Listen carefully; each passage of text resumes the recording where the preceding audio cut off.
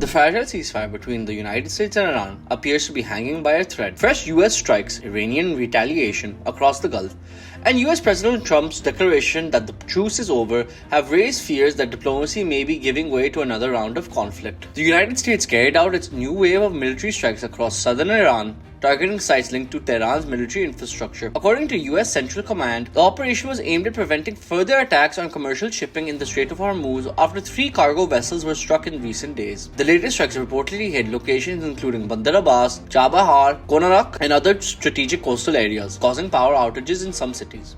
Iranian state media also reported damage to transport and port infrastructure, while a firefighter was killed in one of the attacks. Washington says the strikes are meant to ensure freedom of navigation through the Strait of Hormuz, a route that normally carries around 1/5 of the world's oil trade. Iran responded by launching another round of missiles and drones towards Kuwait and Bahrain, both of which host major US military bases.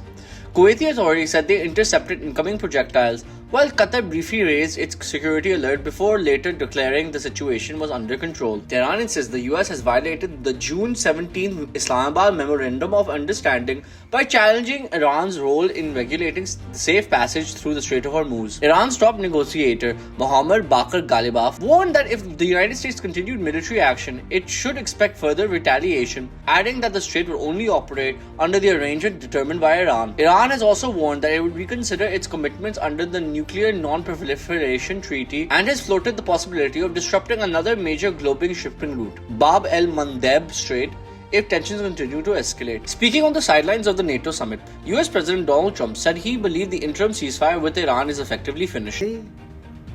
I think it's over. I don't want to deal with them anymore. They're scum. You know what scum is? They're scum. They're sick people. They're led by sick people. And they're vicious, violent people. And if they had a nuclear weapon, they'd use it.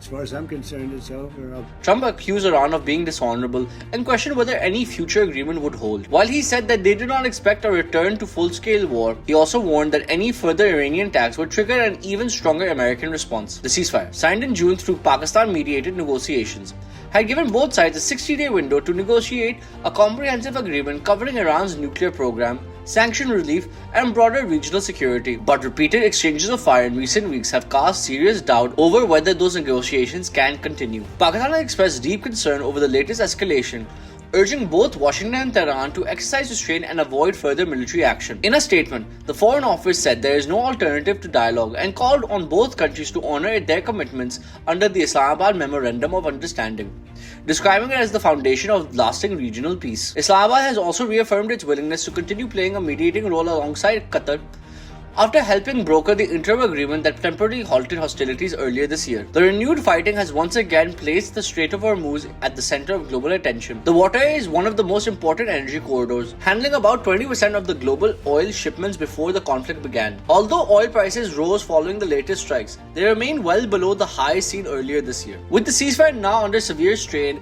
and both sides exchanging military blows despite ongoing diplomatic efforts, uncertainty continues to grow over whether negotiations can still deliver lasting peace, or whether the region is heading towards another dangerous phase of confrontation. For now, diplomacy remains on paper, but events on the ground are moving in the opposite direction as Washington and Tehran trade fresh strikes and increasingly hostile rhetoric.